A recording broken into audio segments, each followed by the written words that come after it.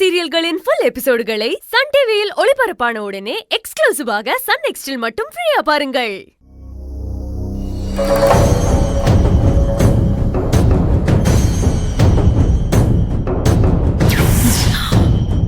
நான் இருக்க வேண்டிய இடத்துலதான் இப்ப அந்த செல்வி இருக்கா. செல்வி வாழ்ந்துட்டு இருக்கிறது என்னோட வாழ்க்கை. இன்னும் உனக்கு ராஜேஸ்வரிய பத்தி முழுசா தெரியல. பார்வைக்கு அழகா தெரியிற பாம்பு அந்த ராஜேஸ்வரிய போக போக நீ தெரிஞ்சுப்ப.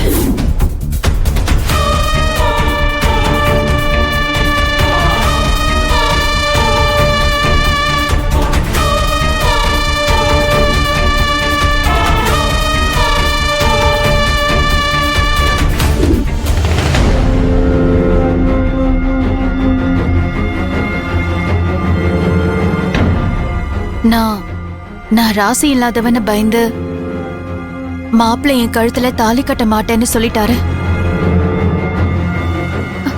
என் கழுத்துல தாலி கட்டுறவங்களுக்கு எத்தனை லட்சம் வேணாலும் பணம் தரேன்னு சித்தி சொன்னாங்க. ஆனாலும் உயிருக்கு பயந்து யாரும் என்ன கல்யாணம் பண்ணிக்க முன் வரல.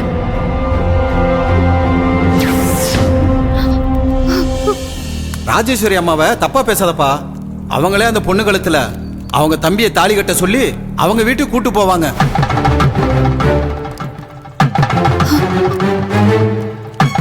நாலு பேத்துக்கு மத்தியில நல்லவங்கன்னு பேர் எடுக்க என்ன வேணாலும் பேசலாம், அது ரொம்ப சுலபம்.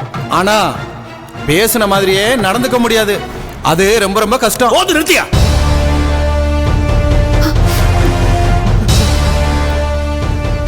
இதுக்கு மேல யாராவது ஒருத்தர் ஒரு வார்த்தை எங்க அக்காவை பத்தி தப்பா பேசுறீங்க, நான் மனுஷனா இருக்க மாட்டேன். பாத்து முத்து, நீ கொஞ்சம் பொறுமையா இரு.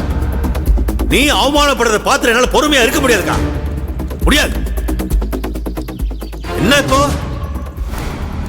இந்த பொண்ணு கழுத்துல தாலி ஏறணும், அவ்வளவுதானே? நான் கட்டுறியா? இது பாரு முத்து, அவசரப்பட்டு முடிவெடுக்காத. ஏன்? ஏய், உன்னை நம்பி ஒருத்தி இருக்கா? இல்ல, உன்னை பத்தி யாரும் தப்பா பேசக்கூடாது, நீ யாரு முன்னாடி தலை குடிச்சு நிக்க கூடாது, அதான் எனக்கு வேணும். அவசரப்படாத முத்து, அக்கா சொல்றது கேளு. அக்கா என்ன மனுஷருக்கா? ஏன் பொண்டாட்டியை தேர்ந்தெடுக்கிற உரிமை எனக்கு இருக்கு, நீ சொல்லிருக்கல? சொல்லிருக்கேன். நான் தேர்ந்தெடுத்துட்டேன். இவள தயவு செஞ்சு நான் சொல்றத கேளுடா. அக்கா, ஜாதகம் தோஷம்ன்ற பேர்ல 2 உயிர் போறத பாத்துறதுனால சும்மா இருக்க முடியாதுக்கா. நான் தாலி கட்ட போறேன். டேய் முத்து, உடுங்கக்கா, சொல்றத கேளுடா. டேய் முத்து, ஐயா தாலி முத்து சொன்னா கேளு. இருங்கக்கா. வேணாடா, உன்னை நம்பி ஒருத்தி இருங்க. முத்து, முத்து வேணாடா. முத்து,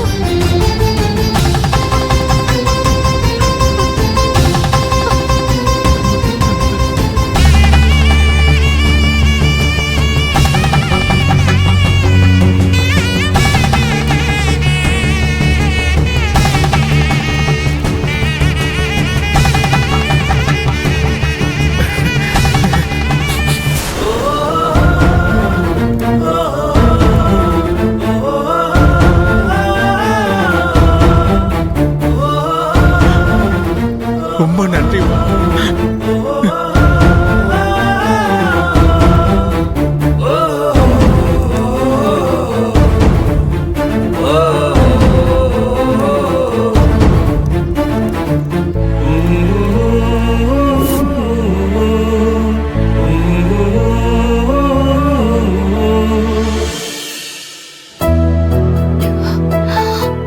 அப்படித்தான் எங்க கல்யாணம் நடந்துச்சு. அக்காவுடைய கௌரவம் மரியாதை பாதிக்கப்பட்டக்கூடாது, அக்கா யாரு முன்னாடி தலை குனிஞ்சு நிக்க கூடாதுன்ற ஒரே காரணத்துக்காகத்தான் செல்வி கழுத்துல நான் தாலி கட்டினேன்.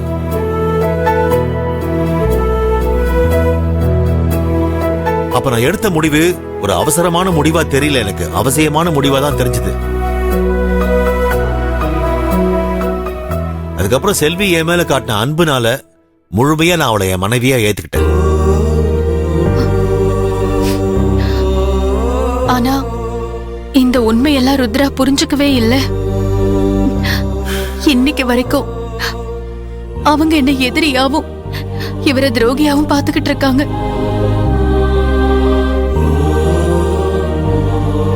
இன்னமும் ருத்ராவுடைய காதலை கெடுத்தது அக்காதான்னு அவன் இன்னும் நினைச்சிட்டு இருக்கா.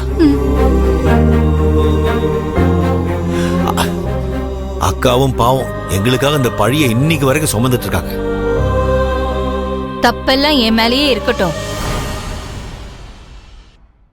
ஆனா ருத்ராக்கு உங்க மேல இருக்கிற கோபம் போகணும். உங்க வாழ்க்கையில ருத்ரா எப்பவும் ஒரு இடைஞ்சலா வந்துடக்கூடாது. என் கவலையே அதுதான்.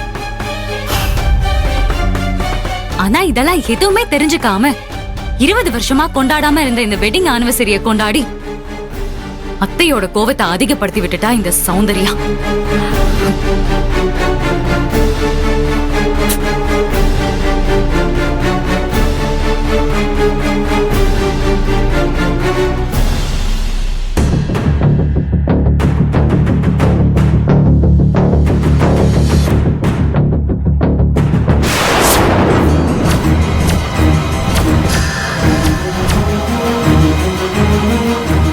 அமைதியா இருந்த குடும்பத்துல இப்படி ஒரு பிரச்சனைய பண்ணிட்டியே, இப்ப சந்தோஷமா உனக்கு? நான் ஒண்ணு பிரச்சனை பண்ணல, இப்ப நீ தான் பிரச்சனை பண்ணிட்டு இருக்க. என்ன நான் பிரச்சனை பண்றேனா? முழு பூசணிக்காவை கைப்பிடி சோத்துல மறைக்கலான்னு பாக்குறியா? கொஞ்ச நேரத்துக்கு முன்னாடி என்ன நடந்துச்சுன்னு பார்த்தல்ல. ருத்ர தாண்டவம் ஆனதுக்கு யார் காரணம்? நீதானே. செல்வி அக்கா உன்கிட்ட வந்து வெட்டிங் ஆனிவர்சரி செலிப்ரேட் பண்ண முடியலன்னு ஃபீல் பண்ணாங்களா? இல்ல உன்கிட்ட ஏற்பாடு பண்ண சொல்லி கேட்டாங்களா? உனக்கு எதுக்கு இந்த தேவையில்லாத வேலை? இந்த வீட்ல என்ன பண்ணணும் என்ன பண்ணக்கூடாதுன்னு முடிவெடுக்கிற அதிகாரம் என் அம்மாக்கு மட்டும்தான் இருக்கு. இத்தனை வருஷமா இந்த வீட்ல நடக்காத ஒரு விஷயத்த நடத்தி காட்டி எங்க அம்மாக்கு போட்டியா நீ அதிகாரம் பண்ணலாம்னு நினைக்கிறியா? நீ தான் இப்ப அதிகாரம் பண்ணிட்டு இருக்க. இந்த அதிகாரம் பண்றது கேள்வி கேக்குறதுலாம் என்கிட்ட வேணாம். நீ உன் அத்தை மாமாவை விஷ் பண்ண வந்தியா, gift கொடுத்தியா, டிஃபன் சாப்பிட்டியா, போயிட்டே இரு. என்கிட்ட பேசுறதுக்குலாம் உனக்கு எதுவுமே இல்ல. என்ன ராஜி? கேட்டிங்களாமா? கேட்டிங்களாப்பா?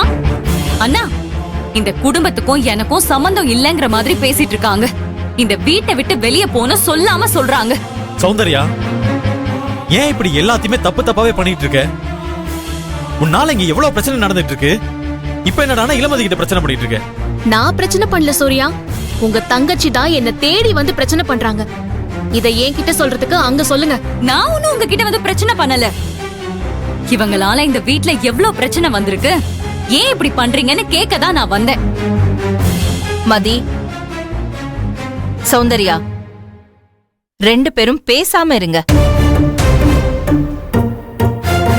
இங்க நடந்த பிரச்சனைய நான் பாத்துக்கிறேன். மதி, நீ கிளம்பு.